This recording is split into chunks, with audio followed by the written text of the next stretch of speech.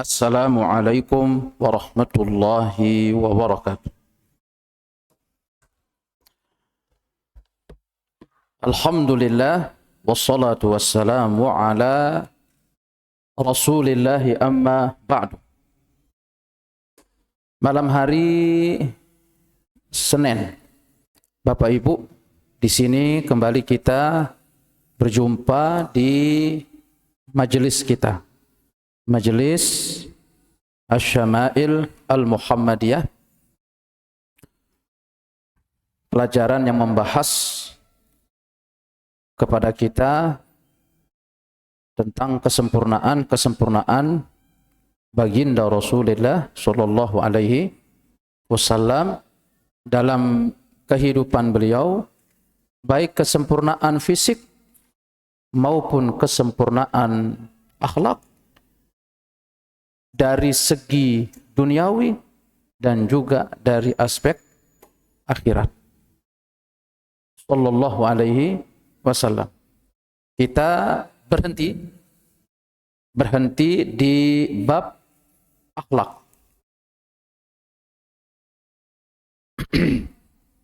Dan kita telah membicarakan itu cukup panjang, apa definisi akhlak.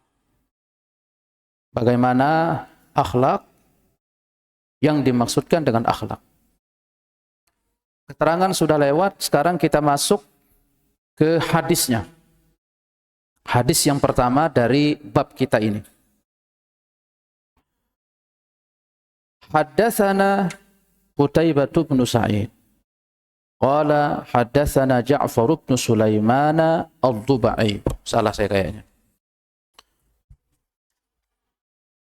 Ini hadisnya ya. Hadis yang ke-343. Hadis yang pertama. Haddatsana Abbas bin Muhammadin ad-Durih. Qala haddatsana Abdullah bin Yazid al-Muqri'u. Qala haddatsana Laits bin Sa'd. Qala haddatsani Abu Utsman Al-Walid bin Abi al-Walid an Sulaiman bin Kharijah an Kharijah bin Zaid bin Sabit qala. Ringkasnya hadis ini dari Kharijah ibn Zaid ibn Sabit. Berarti Zaid bin Sabit. Zaid bin Sabit siapa? Informasi yang paling cepat tentang Zaid bin Sabit. Zaid bin Sabit siapa? Juru tulis wahyunya Sayyiduna Rasulullah sallallahu alaihi wasallam. Juru tulis beliau itu ada beberapa ya. Ada Zaid bin Sabit, ada Muawiyah bin Abi Sufyan, ada Ubay ibn Ka'ab, ada Zubair ibnul Awwam.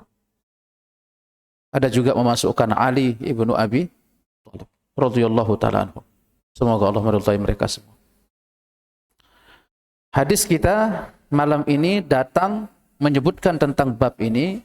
Siapa? Zaid bin Sabit. Disebutkan dakhala, masuk, nafaru, sekelompok orang. Masuk, bertemu atau menemui atau bertamu ke rumahnya siapa? Zaid bin Sabit. Kalimat nafar dalam bahasa Arab itu kata yang menunjukkan dari 3 ke 10 orang. Itu disebut dengan nafarun. Berarti barangkali antara 3 ke 10 orang. Bertemu dengan siapa? Zaid bin Sabit.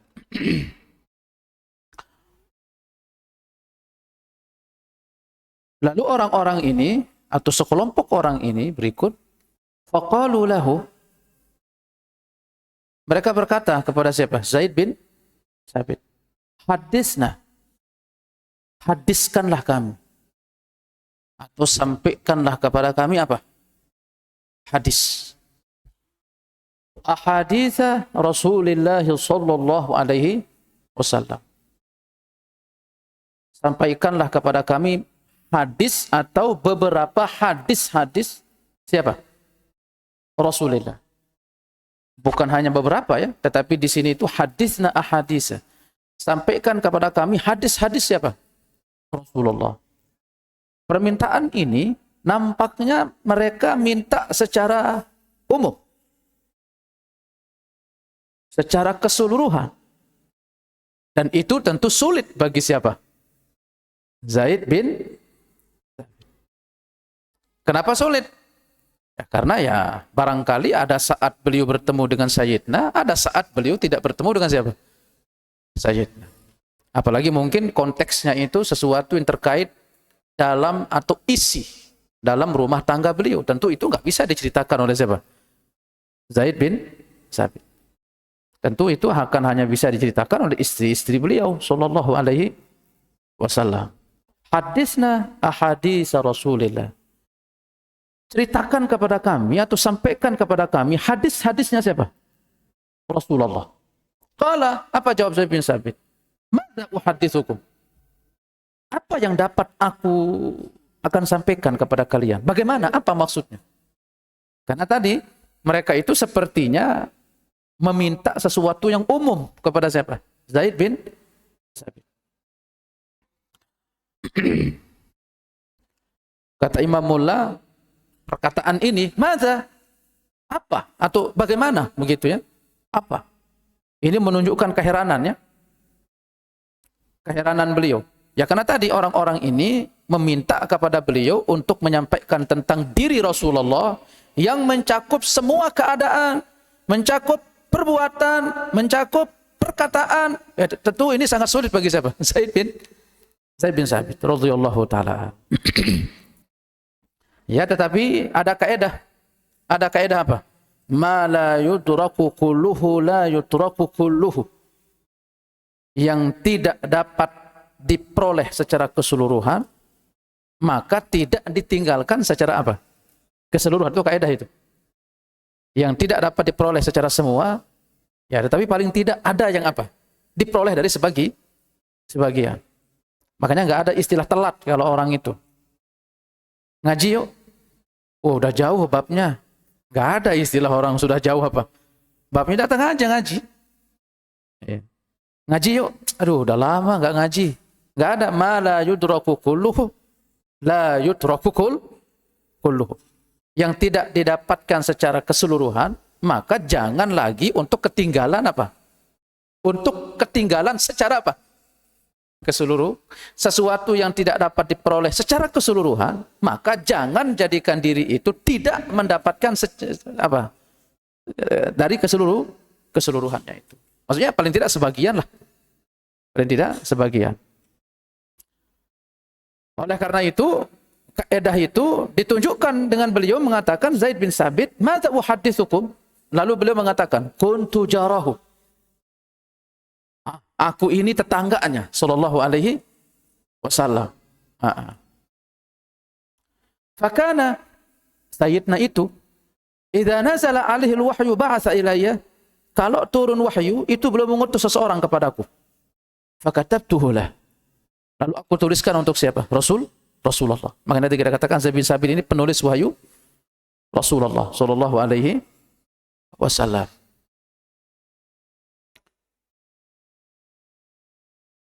Ketika beliau mengatakan kuntu jarah, aku ini apa? Tetangganya. Beliau menyebut sesuatu yang paling dhabt, yang sangat beliau hafal tentang siapa? Rasulullah. Karena beliau apa? Tetangga. Nah, kira-kira kalau orang tetangga nanya tentang antum, kira-kira orang itu kenal antum itu yang paling dikenal itu sisi apanya? Jangan sampai kita meninggalkan jejak-jejak apa? Negatif. Orangnya di kamar terus. Nah, misal gitu kan? Nah, di rumah terus. Nah, itu kata tetangga. Tapi kan kita nggak tahu juga alasan orang di rumah terus kan? Masalahnya mungkin dibicarain terus masalahnya kan? Nggak pernah mau keluar, nggak pernah mau ikut ngaji, misal gitu kan? Itu kata tetangga gitu. Ya, kita kan nggak tahu, mungkin dia pergi ngaji ke tempat yang lain kan begitu. Itu yang paling beliau dhabt, itu yang paling beliau hafal. Aku ini tetangga siapa? Rasulullah. Dan beliau Kalau turun wahyu, itu aku dipanggil oleh orang untuk menuliskan beliau. Ini menunjukkan apa? Dalilun ala qurbihis surih. Menunjukkan kedekatan fisik Zaid bin Sabit dengan siapa? Rasulullah. Nah, kita nggak bisa untuk apa? Nggak bisa untuk tidak percaya ini. Masalahnya ini kedekatannya siapa? Zaid. Fakunna. Ceritanya apa? Yang paling beliau melekat di hafalannya itu, yang paling membuat beliau terkesima, takjub dari keajaiban-keajaiban yang ada pada diri siapa? Rasulullah Sallallahu Alaihi Wasallam. Karena mungkin barangkali begitu teman-teman ya, Bapak Ibu ya.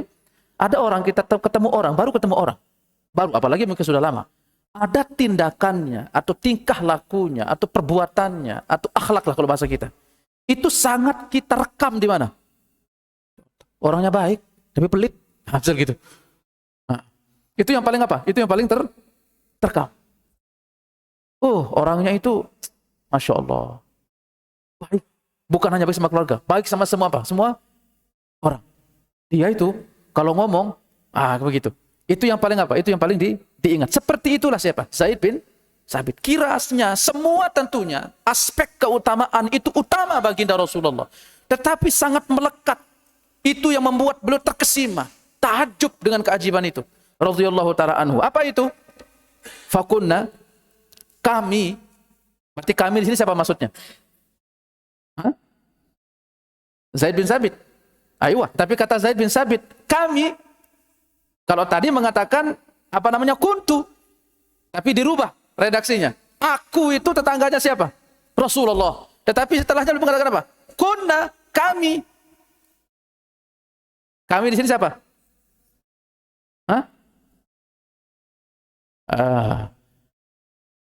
Masuk, tetapi kurang pas. Fakunna para sahabat Rasulullah Sallallahu Alaihi Wasallam. Perhatikan cara hidup mereka ya, para sahabat. Apa kata beliau? Idza dzakarna dunya, dzakaraha ma'ana. Kita kalau ngobrol-ngobrol tentang dunia, ini bahasa bebasnya. Beliau pun ikut nimbrung ngobrol membicarakan masalah apa? Dunia. Makanya saya kasih judul itu kan? Saya kasih judul itu ada keindahan pada sifat apa? Keluwesah. Ada keindahan pada sifat keluwesah. Dan ada keribetan pada sifat yang apa? Atau kalau istilahnya itu ada keindahan pada sifat inklusif dan ada keribetan pada sifat apa? Eksklusif. Kalau eksklusif itu apa? Orangnya itu apa? Atau kebalik, inklusif, eksklusif. Orangnya eksklusif. Orang tuh apa ya? Tertutup. Terlalu apa? Terlalu privasi. Sayyidina orangnya apa? Sangat-sangat terbuka. Akhi, hidup penuh tertutup. Itu menyulitkan, wallahi menyulitkan. Hidup tertutup itu apa? Menyulitkan antum. Itu hidup tertutup itu. Apalagi tertutupnya itu karena sebab-sebab. Misal, mungkin karena dia ustadz kibar. Malu dong kalau duduk-duduk sama siapa? Orang biasa. Itu wallahi itu repot yang begitu tuh.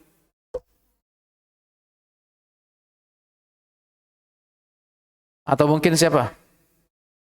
Penguasa. Malu kalau duduk-duduk sama siapa? Orang biasa. Pengen duduk sama siapa? Orang-orang penting. Atau antum itu sudah dikenal sebagai orang yang apa? Orang yang mampu atau kaya. Padahal mungkin enggak kaya-kaya apa? Enggak kaya-kaya banget. Cuman dianya saja begitu.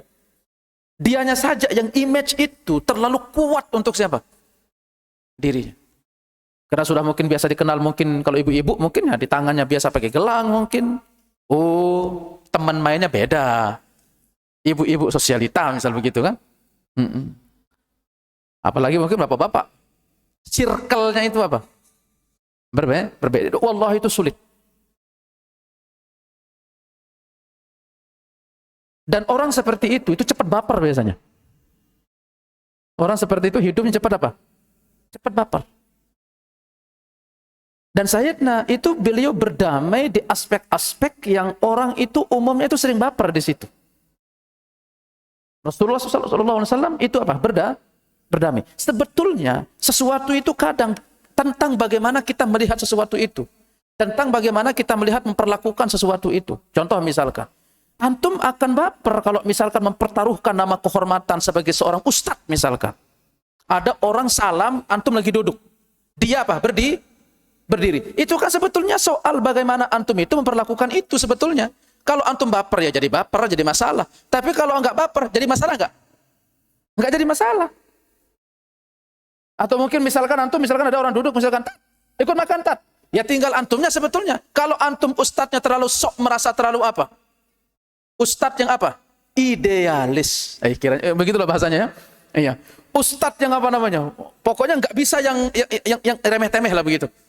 Itu kan ribet hidup kayak begitu. Mau nemenin istri ke pasar, malu gitu kan. Semua orang apa? Ini ada orang enggak? Ada orang enggak? Ribet banget hidup gitu. Nanti mau masuk ke Alfamart atau mungkin hanya sekedar untuk pergi nyuci motor. Nanti dilihat sama orang, banyak pikirannya. Dia sendiri itu terpenjara dengan apa? Dia jaga image-nya terlalu apa? Berlebihan. Paham antum akhi? Sayyidina Rasulullah SAW itu biasa, beliau ngebala kambing biasa. Kadang beliau juga seret-seret kambing juga biasa. Sallallahu alaihi wasallam. Tinggal kita bagaimana melihat sesuatu itu. Ada orang misalkan di pinggir jalan, Assalamualaikum. Ya kalau antumnya baper ya jadi masalah. Tapi kalau antum nggak baper, masalah nggak? Ya nggak masalah. Ya biasa aja. Biasa kita misal begitu. Tapi ya kadang-kadang kalau saya baru bangun juga ada orang kayak begitu juga, kurang ajar juga begitu. Ya. Kadang-kadang ada mood-moodan kita kan. Kalau sekali lagi mood ya nggak apa-apa lah. Tapi kalau lagi nggak mood, itu kadang-kadang kita juga tersinggung juga kadang-kadang. Waduh kurang ajar gitu. Ya. Jadi tinggal apa? Tinggal bagaimana cara kita melihat sesuatu atau memperlakukan sesuatu. Dan wallahi hidup eksklusif itu menyulitkan. Menyulitkan. Nggak mau ngomong sama orang. Entah, orang bingung gitu. Diajak ngomong, nggak ngomong. Eksklusif gitu, tertutup gitu. Kadang cuma datang cuma begitu pulang, datang pulang.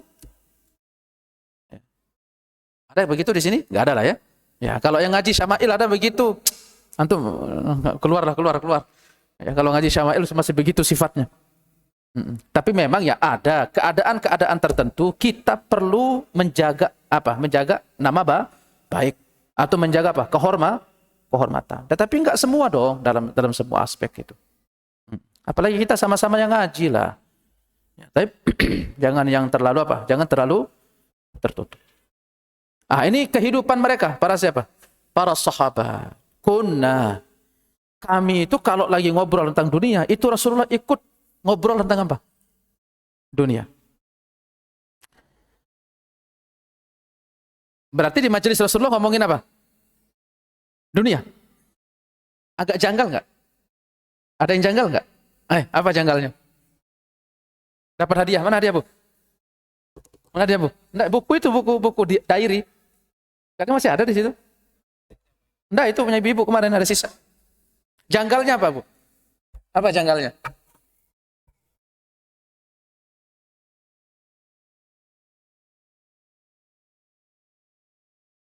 Ya, apa? Benar, apa tadi? Beliau itu sosok yang oke. Berarti agak bertentangan begitu ya? Betul atau enggak? Sementara di majelis ini atau di tongkrongan ini justru ngomongin tentang apa? Dunia. Ada lagi? Janggalnya? Apalagi kalau kita yang pernah bahas di bab sebelumnya. Bab sebelumnya kan diisi majelis Rasulullah itu enggak ada pembicaraan terkait tentang apa? Selain ilmu. Agak berbeda? Agak berbeda. Maka itu pentingnya kita membaca sesuatu itu berdasarkan telusuran jejak dari siapa? Para ulama. Maka kita bisa mentakwil hadis ini dengan dua. Beliau membicarakan dunia Atau ketika kita membicarakan dunia, beliau juga ikut membicarakan apa? Dunia. Kita takwil dari berapa? Dari dua sudut. Satu, beliau membicarakan dunia, yang dimaksudkan di sini adalah menyebut perkara-perkara yang berkaitan dengan dunia yang membantu untuk keadaan akhirat. Bukan ngomongin pancingan. Ayo, dari awal ngomong itu pokoknya bagaimana cara nyari umpan supaya dapat ikan yang apa? Gede. Apalagi kalau yang mancingnya itu mancingnya judi. Ya, di tempat-tempat apa? Di tempat-tempat pemancingan. Ya kalau masih mancing di apa? Di belakang masjid nggak apa-apa lah. Ada ikannya nggak di belakang itu? Ada nggak ikan di belakang? Nggak ada kayaknya. Iya. Karena saya lihat beberapa pemancingan di sini itu seperti judi. Jadi dia bayar, tetapi nanti entah mau dapat berapa ikan, yang penting sudah bayar berapa? Sekian itu nggak boleh, akhi. Ya, masalahnya di rawa-rawa tuh di sungai, kemudian kita bayar berapa? 200.000. Mancing tuh. Dapat enggak dapat. Nah, itu nggak boleh begitu. Itu sama seperti beli kucing dalam apa? Dalam karung. Kecuali kalau misalkan harus jelas gitu ikannya berapa, harga 50.000. Tapi kalau untuk senang-senang mancing enggak apa, Ustaz? Ya enggak apa-apa. Apalagi kalau mancing misalkan sambil ngetrek gitu. Subhanallah gitu kan. Nah, itu kan pahala itu. Oh, Allahu Akbar gitu kan. Saking besarnya apa? Saking besarnya isi pancingan. Oh, cakep itu. Sambil mancing sambil zikir. Apalagi kalau zikir tafakkur sama tadaburnya kan. Tafakkur tadaburnya berjalan begitu. Ya Allah, sedemikian lamanya kami menunggu untuk dapat apa? Ikan. Bagaimana nanti sedemikian lama kami menunggu di mana? Di padang mahsyar. Oh, cakep itu kan. Mancing sambil zikir. Tapi kayaknya jarang yang begitu-begitu kayaknya. Biasanya orang mancing mau mancing. Fokusnya biasanya apa? Fokusnya biasanya ikan biasanya. Jadi yang dimaksud di sini itu satu, kita takwil bahwa ngobrol dalam masalah duniawi di sini maksudnya beliau ikut terlibat untuk membantu dalam pembicaraan itu supaya tidak terlalu liar pembicaraan. Ya, sama seperti antum kan, lagi hebat-hebatnya antum ketawa, tiba-tiba ustadz ikut apa? Ikut nimbrung misal begitu. Aduh, tadi lagi ngomongin apa? Ngomongin poligami misal begitu kan.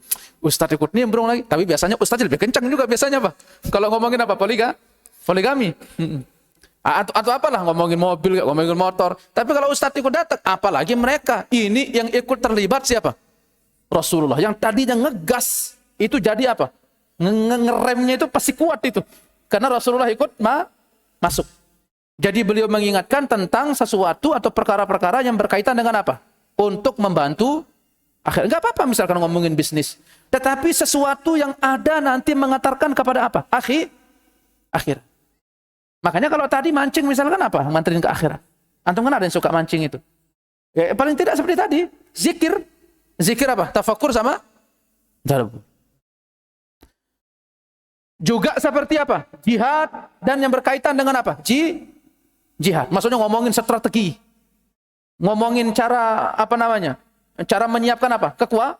Kekuatan. Atau penempatan apa? Penempatan pasukan, misal begitu.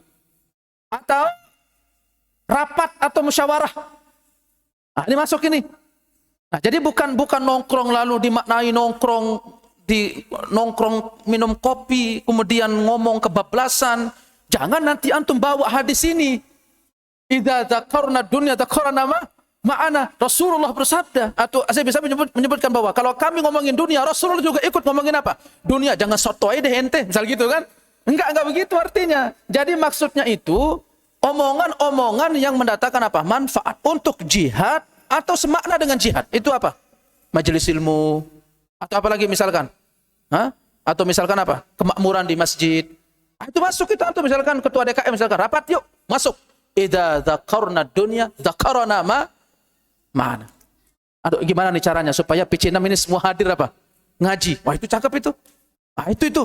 Misalkan gimana caranya? Oh, kita bikin ini yuk. Kita bikin makan kebuli.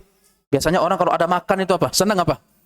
Ngaji, misal gitu kan. Nah, itu baru bagus itu. Itulah yang disebut Bukan lalu melipir ke pinggir jalan, lalu nongkrong di mana? Di kafe.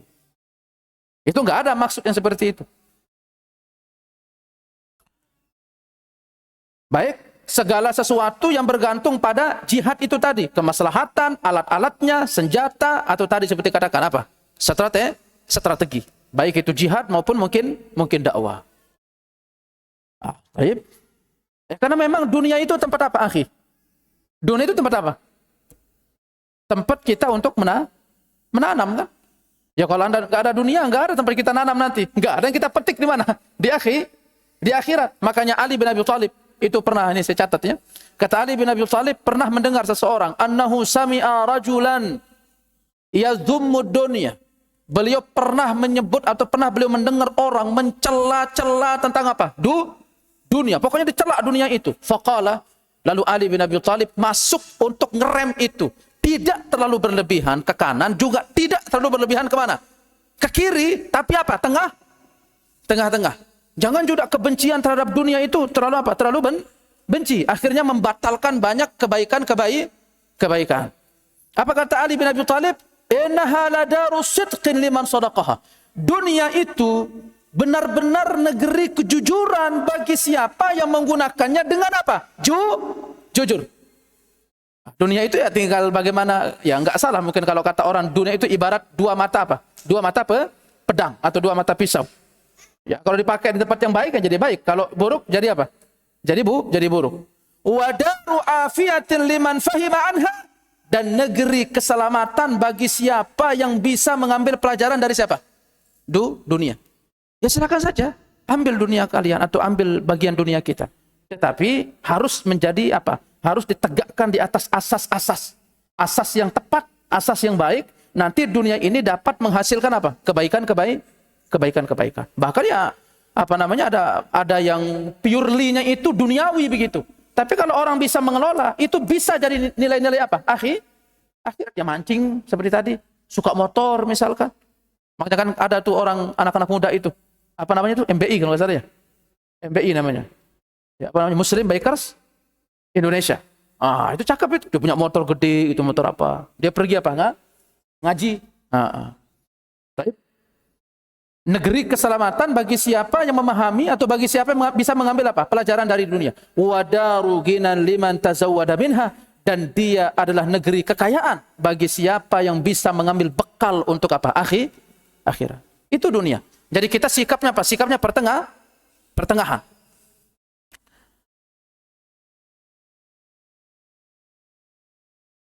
Di tempat yang lain, Ali bin Abi Thalib, ini saya catat juga, ini bagus ucapan beliau ya.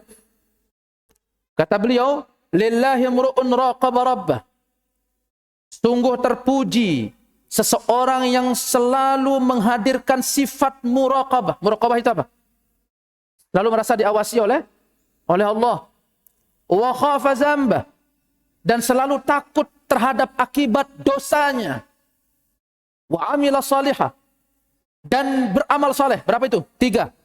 Menghadirkan sifat muraqabah, takut terhadap dosa, apalagi? Beramal saleh. Wahtasaba madkhura, dan selalu mengharapkan simpanan di mana? Di akhirat. Wajtanaba mahzura, dan selalu menjauhi yang dikhawatirkan atau yang terlarang. Warama aradha, dan membuang atau tidak peduli terhadap harta duniawi. Karena sifatnya apa? Sementara. Wa ahraza iwadha, dan fokus untuk meraih ganti, yaitu apa? Pahala. Kabara hawah, melawan hawa nafsunya. Wa kadzdzaba munah, mendustakan angan-angannya. Jadi yang tercela itu adalah dunia yang apa? Tidak mendatangkan manfaat. Tapi kalau mendatangkan manfaat, sesuatu yang boleh kita mengatakan apa? Terpuji. Ini sifat pertengahan. Silakan antum kerja, silakan antum aktivitas. Seperti itulah. Ada berapa jadinya itu? 1, muraqabah. 2, takut terhadap dosa. 3, beramal soleh. 4, ikhlas. 5, mengharapkan apa? Pahala. Kemudian 6, menjauhi apa? Yang terlarang. 7, tidak peduli dengan apa? Dunia. Kemudian 8, fokus meraih akhirat. Kemudian 9. 9 apa? Melawan hawa nafsunya. Kemudian yang ke-10, mendustakan angan-angannya. Tidak terlalu apa? Tidak terlalu mengikuti keinginan. Taib. Nah, ini yang dimaksud dengan tadi bahwa idza dzakarna dunya dzakaraha ma'ana. Itu satu. Kemudian kedua, kita takwil bahwa jadi maksudnya secara ringkas, beliau ikut masuk di situ obrolan tentang duniawi itu sebagai apa tadi? Sebagai rem. Supaya orang ketika membicarakan dunia itu tidak terlalu apa? Tidak terlalu liar. Kemudian kedua, kita takwil bahwa karena beliau sebagai posisinya Nabi, posisinya Rasul, posisinya apa? Sebagai pendidik. Maka bukan tujuan utamanya itu sebetulnya apa? Isi obrolan itu bukan. Tetapi tujuan utamanya itu apa tujuannya? Untuk menetral dari sesuatu yang kira-kira nanti orang menganggap bahwa membicarakan dunia itu tercela. Maka ketika Rasulullah SAW ikut membicarakan itu agar orang faham bahwa membicarakan dunia hukumnya apa? Hukumnya boleh. Jadi orang punya mobil boleh atau tidak? Boleh. Punya mobil 5 boleh atau tidak? Nah, yang tidak boleh itu kalau itu membuat dia apa? Lalai. Yang tidak boleh itu kalau itu menjadikan dia apa? Sombong, misal begitu. Oke. Jangan mencela manusia karena apa? Karena sesuatu yang masih sifatnya itu tergantung untuk hukum apa nanti dia dibangun. Paham? Jadi kita takwil berapa? 2. 1, yaitu sebagai pengerem di tengah-tengah obrolan. Kedua, untuk menjelaskan bahwa perkara itu hukumnya apa? Boleh. Bahaya loh kalau misalkan Nabi tidak pernah mau keluar, nggak pernah mau ngobrol, pasti orang akan mengambil kesimpulan, mungkin bisa jadi orang akan mengharamkan untuk apa? Nongkrong-nongkrong atau duduk-duduk di mana? Di tempat duduk. Apalagi kan ada itu hadisnya para sahabat Rasulullah, itu mereka ketika Nabi mengatakan apa? Iyyakum wal julusa fil turuqat. Kalian itu hindari dari duduk-duduk di pinggir jalan. Berarti memang dulu mereka itu senang nongkrong. Itu para siapa? Para sahabat. Tetapi mereka mengatakan, ya Rasulullah, malana min majalisina buddun. Ya Rasulullah, kita itu enggak menemukan tempat untuk nongkrong selain memang di sini. Ini memang waktu kita bisa ketemu sama sahabat-sahabatnya lain. Ini waktu kita ketemu sama teman-teman. Enggak ada tempat lagi yang lain ya Rasulullah. Kalau begitu, a'atut tariqa haqqah. Kalau begitu, Rasulullah tidak membatalkan duduknya. Tetapi dibimbing agar tidak salah ketika apa? Nongkrong. Ada padanya itu. Maka berikanlah hak-hak apa? Hak-hak jalan. Apa hak jalan itu? Mengucapkan salah. Itu kan. Kemudian yang kedua apa? Menjawab salah. Kemudian menjauhi menyakiti siapa? Manusia. Nah, itu kalau lagi duduk, ada orang lewat, jangan apa? Jangan disakiti. Kaful adza, menahan tangan, menahan lidah. Itu lihat itu si fulan tuh. Wahabi itu lewat Pak. Kalau begitu. Si jenggot itu. Si cingkrang itu. Nah, ini orang-orang enggak nyunnah dalam apa? Nongkrong. Nah, kalau mau nyunnahnya nongkrong itu jangan menyakiti siapa? Orang lain. Kalau itu tingkat bapak-bapak, tingkat ibu-ibu mirip-mirip lah. Itu si cadaran itu. Ninja itu apa? Lewat. Tapi kalau tingkatnya Gen Z apa kalau tingkatnya Gen Z? Kalau generasi anak-anak duduk nongkrong biasanya apa? Gangguin cewek biasanya. Cuit, kalau gitu kan? Itu. Kalau ada perempuan apa lewat. Nah itu nongkrong yang tidak apa? Sunnah. Ya, taib. Kemudian berikut, wa idza dzakarna al-akhirah dzakaraha ma'ana. Kemudian kami itu kalau ngobrol tentang akhirat juga Rasulullah ikut nimbrung ngobrol bersama kita tentang apa? Tentang akhirat. Ikut membicarakan akhirat di sini ya apa yang mencakup terkait dengan itu ya? Keadaan-keadaan yang terkait dengan itu. Mendorong, memotivasi, apalagi menakut-nakuti. Itu. Orang membicarakan apa? Akhirat. memotivasi orang untuk hadir sholat jamaah, melarang orang untuk berbuat maksiat. Kemudian yang ketiga, wa idza dzakarna ta'am, kita kalau ngobrol-ngobrol tentang apa? Tentang makanan. Ini tentang makan ini. Tentang makan. Dzakarahu ma'ana. Beliau juga ikut nimbrung bersama kita ngobrol tentang apa? Makanan. Ini sesuatu yang menakjubkan bagi siapa? Zaid bin Sabit. Yang mungkin di benak beliau, Nabi itu kayaknya kalau ngomongin yang begini-begini itu tidak akan apa? Ikut nimbrung. Kamu itu bukan Nabi. Kamu itu juga bukan siapa-siapa. Tapi kenapa sulit banget untuk bergaul dengan siapa? Manusia. Subhanallah. Terus mau mengatakan itu tata cara hidup yang sunnah. Waduh, saya nggak tahu itu sunnah dari mana itu dia dapat itu. Biasakan kalau misalkan ada orang, misalkan Assalamualaikum warahmatullahi wabarakatuh. Atau mungkin kita ketemu Assalamualaikum warahmatullahi wabarakatuh. Yang ramah. Ya. Ini kadang kita datang ke satu tempat. Kadang yang dilihat dari atas sampai. Ya Allah. Kalau ahli bid'ah ya wajar lah. Tapi masalahnya antum ini apa? Katanya ahlus sunnah. Ya, katanya ahlus sunnah. Bahkan nanti lebih spesifik lagi. Bagaimana sifat Rasulullah SAW, kita akan lihat secara detail ya. Kita akan lihat secara detail. Kalau di tengah-tengah kita itu kadang-kadang curiganya itu begitu. Oh, pakaian kita sama, jenggot kita sama, abu. Tetapi nanyanya apa? Kamu ngaji di mana? Oh, ngajinya di sini. Ah, ustadznya kurang salafi. Ya Rahman. Nggak bisa gitu, yang baik itu cara hidup itu.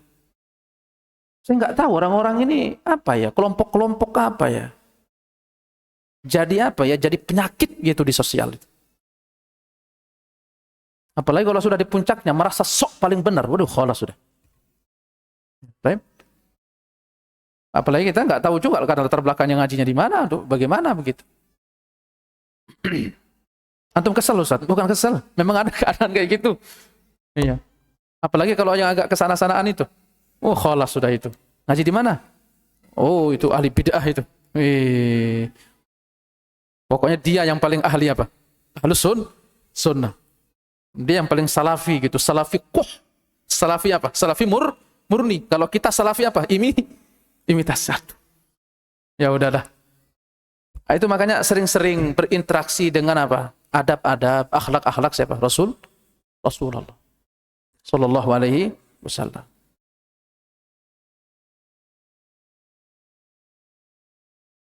Ya karena memang ya berkaitan dengan makanan itu banyak yang bisa dibahas teman-teman ya.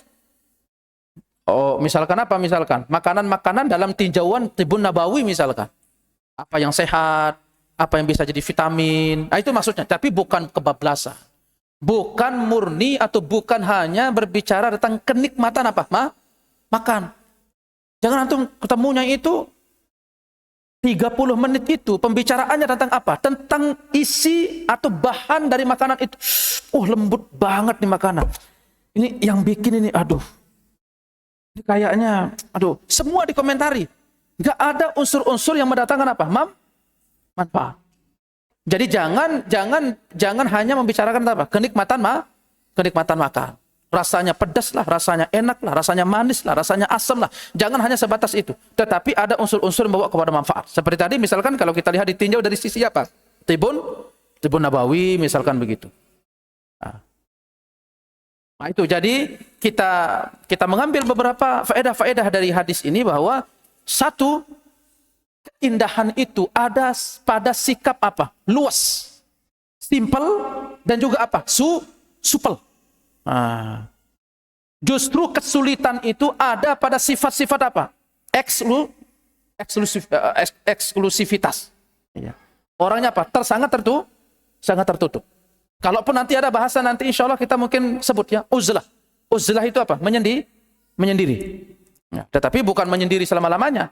Tetapi ada memang momentum-momentum tertentu menyendiri itu apa? Terpuji. Menyendiri dari dosa, menyendiri dari maksiat, menyendiri dari kemungkaran. Ya duduk-duduk tapi gibahin orang ya sama saja begitu ya. Kemudian kita takwil yang itu tadi, takwil yang satu bahwa Rasulullah SAW membicarakan dunia di sini itu imma dalam artian apa? mengerem, atau yang kedua apa tadi? Kedua, sebagai penjelas hukum bahwa membicarakan dunia itu hukumnya apa? Hukumnya boleh.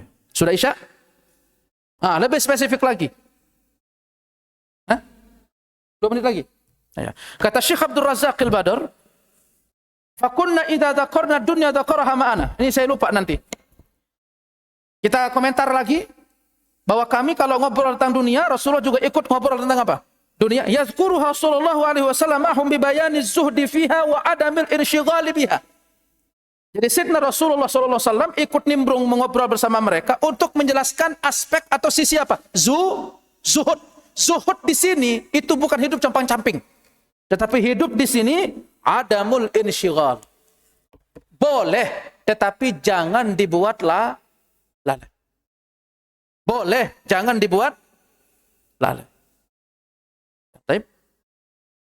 Wa adamil insyighal biha. Kita azan dulu ya. Ya, tafadhal.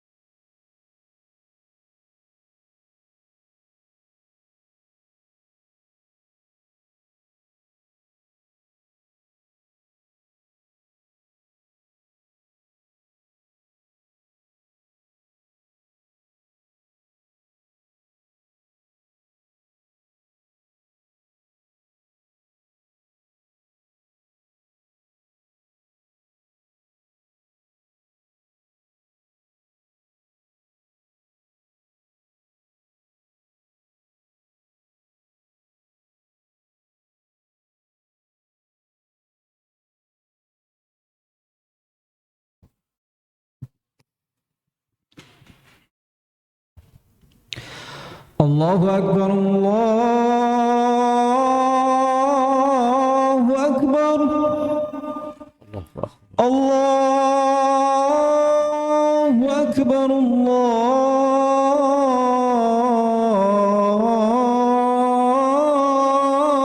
Allahu Akbar. Asyhadu an la ilaha illallah.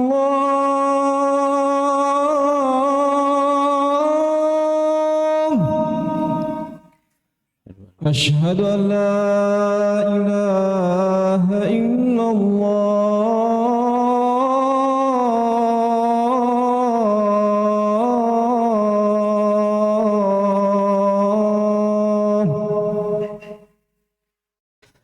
أشهد أن محمدا رسول الله.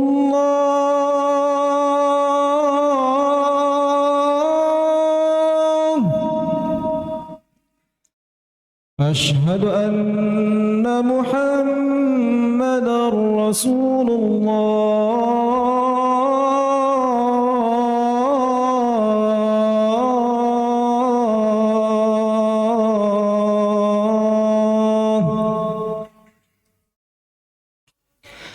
حي على الصلاة.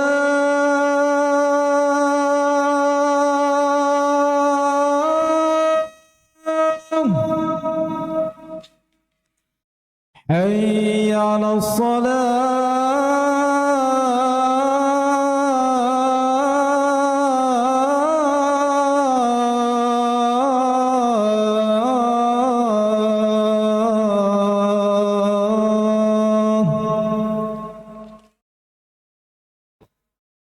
حي على الفلاح.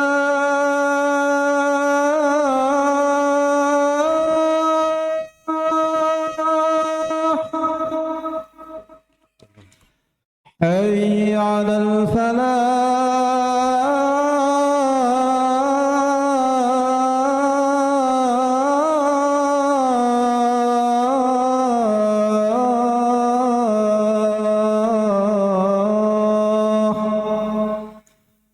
أكبر الله أكبر لا إله إلا الله.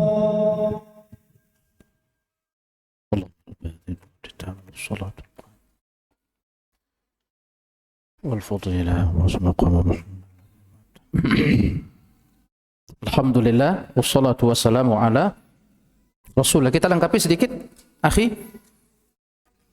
Boleh, tetapi jangan sampai membuat menjadi apa sih? Sibuk.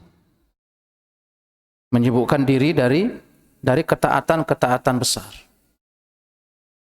Dengan alasan tidak menyibukkan ini, bahkan sebagian ulama-ulama kita itu seperti Imam Ibnul Qayyim, Imam Ibnu Taimiyah itu tidak menikah karena kekhawatiran untuk sibuk dari siapa?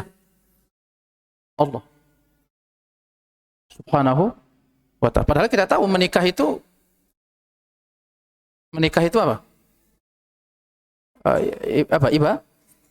Ibadah. Menikah itu ibadah. Ya, ibadah bagi yang bisa mewujudkan dari pernikahan itu apa? Ibadah. Tapi enggak ibadah kalau enggak dari apa? Enggak dari. Semalam itu kita bahas tentang pernikahannya Rasulullah sallallahu alaihi wasallam.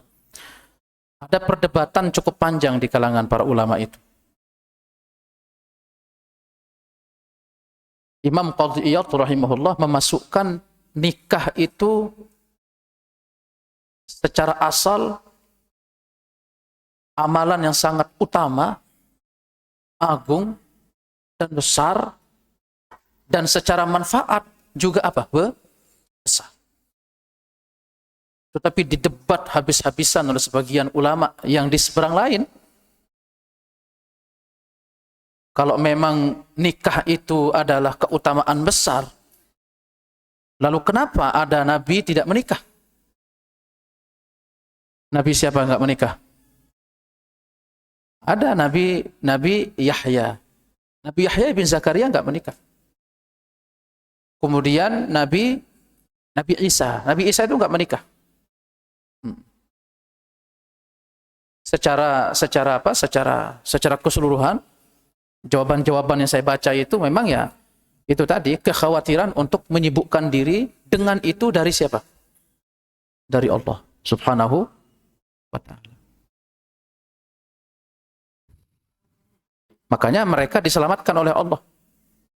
Diselamatkan oleh Allah. Karena memang ada keadaan orang itu berbeda ya. Sebelum dia menikah dengan setelah dia apa? Menikah. Apalagi pas punya istri satu, setelah dia punya istri berapa? Dua. Keadaannya berapa? Berubah. Dulu masih muda, rajin dia ngaji, rajin sholat tahajud, masih muda. Tapi begitu setelah dia menikah, ya karena memang di pernikahan itu kan itu ada kewajiban untuk cari nafkah, anak-anak harus hidup, dapur harus ngepul, pergi kerja pulang jam 11 malam, jam 2 malam, kadang tidur kelewatan sholat apa? Subuh. Capek kan? Baik. Ada makanya ulama-ulama besar seperti Imam Ibnul Qayyim itu memilih untuk tidak apa? Karena tadi takutnya untuk apa? Takutnya itu menyibukkan diri dari siapa? Allah Subhanahu wa ta'ala. Ya tapi itu perdebatan panjang lah. Menyibukkan diri dengan sesuatu yang mubah. Tapi kalau menyibukkan diri dengan yang utama ya nggak termasuk. Karena nikah itu apa? Ibadah, keutamaan. Tetapi memang ada sampai ke sana berpikirnya begitu. Karena ada orang sebelum menikah, setelah menikah, keadaannya apa? Berbeda. Yang dulunya rajin ngaji, begitu menikah, hilang dia dari mana? Majelis ilmu, sibuk dengan apa? Kerja. Nah itulah beda kita dengan siapa? Rasulullah. Kalau Rasulullah mau istrinya sebanyak apapun, berubah nggak kondisi beliau? Nggak berubah. Nah, tidak berubah.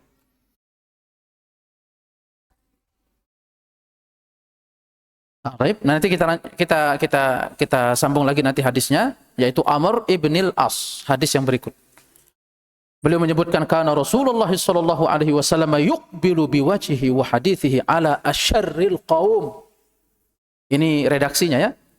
Bahwa beliau Rasulullah sallallahu alaihi wasallam menghadapkan wajahnya dan pembicaraannya langsung kepada atau atas orang atau kaum yang paling jelek perlakuannya kepada siapa? Rasulullah. Ini lebih spesifik lagi nih siapa? Akhlak siapa? Rasulullah. Artinya kepada orang yang jelek, orang yang baik kepada Rasulullah, itu akhlaknya super apa? Itu sudah apa? Goal, sudah gitu. Saking apa? Saking baiknya. Tetapi lebih meningkat kebaikan itu justru kepada siapa? Orang yang paling jelek. Yata'allafuhum bidzalik, beliau melakukan itu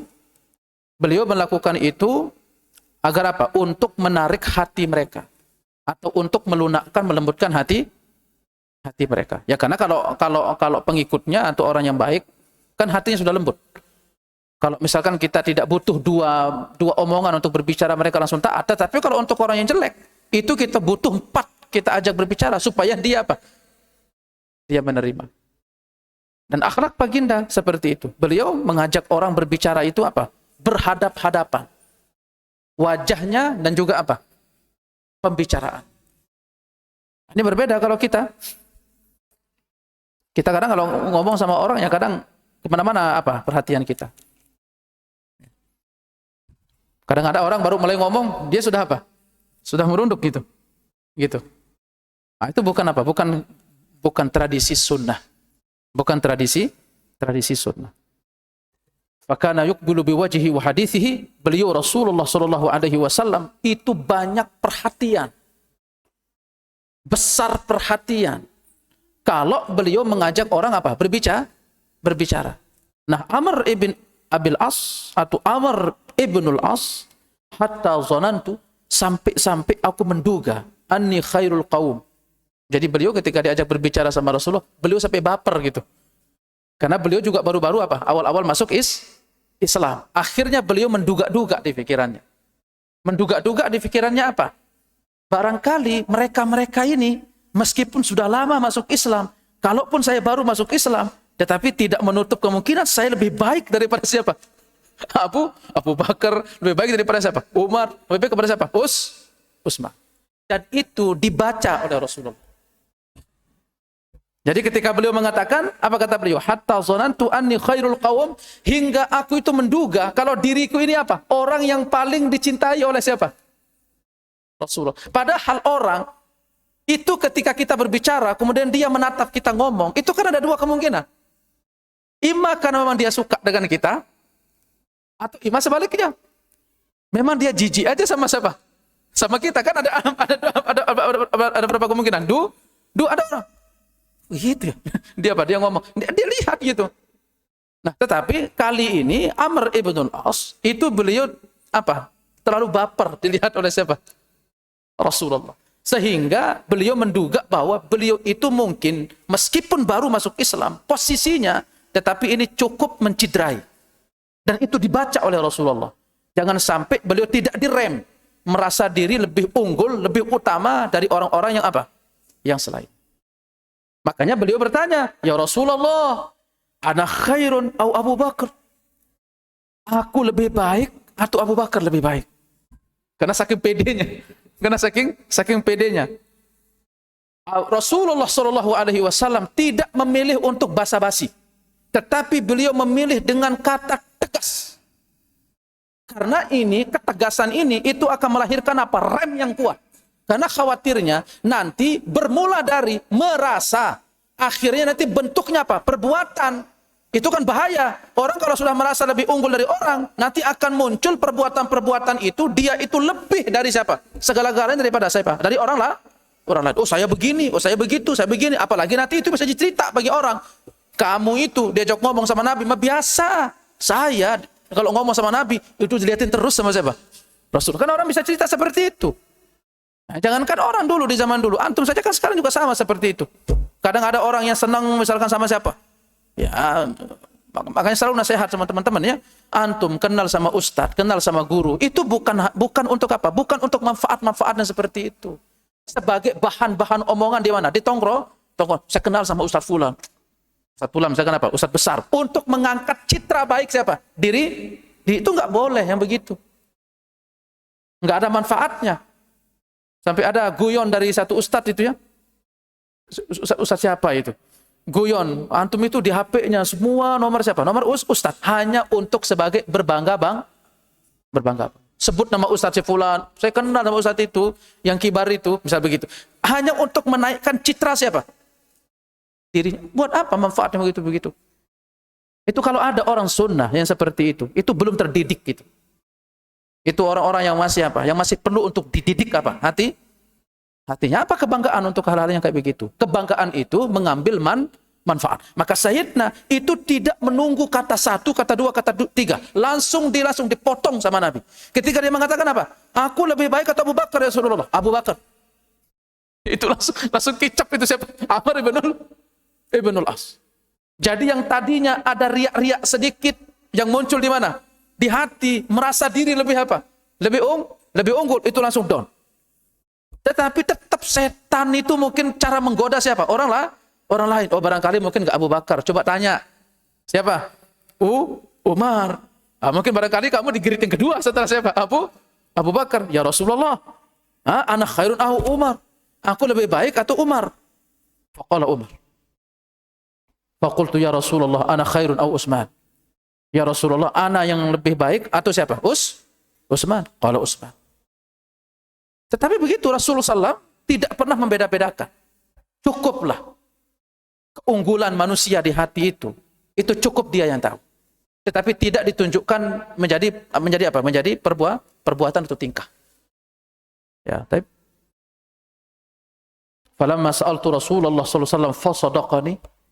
Ketika aku bertanya seperti itu kepada Rasulullah, aku yakin beliau itu menjawabku dengan apa? Dengan jujur. Enggak mungkin apa? Basa-basi. Falawaditu, aku itu lebih suka untuk mengecap manisnya sebuah harapan dan menunggu-nunggu. Itu lebih utama bagiku. Lam akun sa'altahu, daripada aku bertanya kepada siapa? Rasulullah. Karena orang ketika melihat kita itu seperti tadi, ada dua kemungkinan. Dia karena jijik kepada kita, atau karena dia suka dengan siapa? Kita. Tetapi bapernya kita itu lebih baik daripada kita nanya, kemudian orang itu apa? Jujur. Lebih baik kita diam, tidak nanya, merasa dicintai. Itu kata beliau. Falawaditu. Lebih baik aku tetap merasakan atau mengecap manisnya menunggu. Mengecap manisnya untuk apa? Untuk berharap orang yang paling dicintai oleh siapa? Rasulullah. Itu lebih baik daripada aku bertanya. Cuman nasi sudah apa? Sudah jadi bubur. Akhirnya beliau ternyata beliau faham bahwa dilihatnya itu panjang seperti itu oleh Rasulullah SAW. Memang itulah karakter siapa?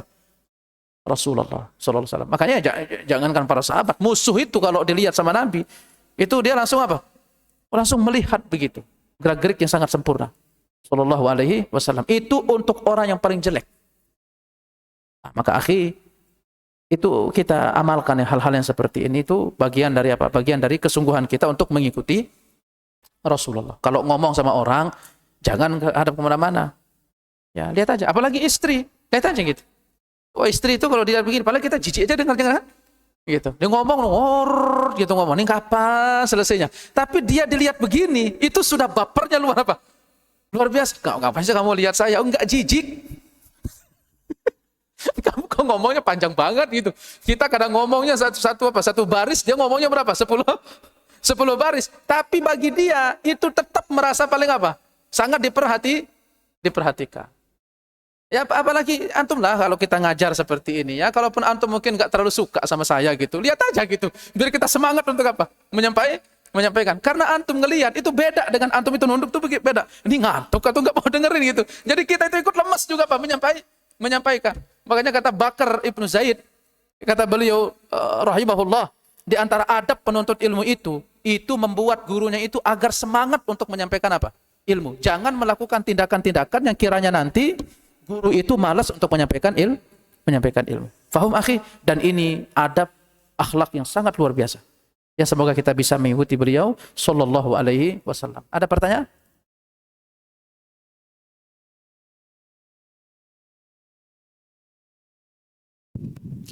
Iya, silakan ada yang bertanya. Ada mau nanya? Tafadhol. Oh, ini ada nih. Dalam Islam lebih mana Ustaz? Sedikit teman atau banyak teman? Apakah boleh semua dijadikan teman? Apakah kita harus tetap pilih-pilih dan bergaul gaya Nabi seperti gimana? Contohnya, agar tetap skemanya sesuai dengan apa? Syariat. Benar kata antumnya. Lebih baik mana? Sedikit teman atau banyak teman? Ya, banyak teman, banyak relasi. Ya, itu normatif saja lah yang kalau begitu ya. Ya, kadang sedikit lebih baik, kadang juga banyak lebih baik. Apalagi kalau kita yang bergerak di dunia bisnis, kadang banyak relasi itu lebih apa? Lebih baik kan? Untuk menjajahkan seperti itu.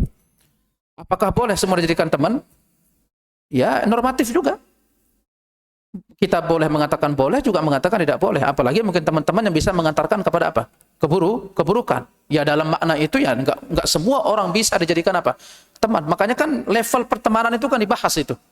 Ada level biasa, ada level tengah, ada level tinggi. Itu namanya khullah itu. Sifat-sifat pertemanan yang mengantarkan kepada apa? Hubungan-hubungan apa? Hubungan yang lebih apa? Lebih dekat. Itu kan nggak boleh diberikan kecuali kepada orang-orang yang memang layak untuk diberikan itu. Ada orang-orang memang ya layaknya itu memang sekedar say hello begitu. Ya, orang-orang yang nggak mendatangkan manfaat. Assalamualaikum, salam. Ya dah sudah gitu. Tapi ada memang ya, kalau untuk tempat kita cerita atau mungkin untuk menjadi apa ya, untuk menjadi tandem, itu harus orang-orang yang apa? Bagus secara dua aspek tadi. Akhlaknya bagus, akhiratnya bagus, duniawinya juga apa? Tertata, rapi, misalkan dalam arti ya tidak merusak nilai-nilai apa? Agama. Circle itu perlu memang untuk menjadi perhatian karena banyaknya orang berhenti ngaji karena circle-nya.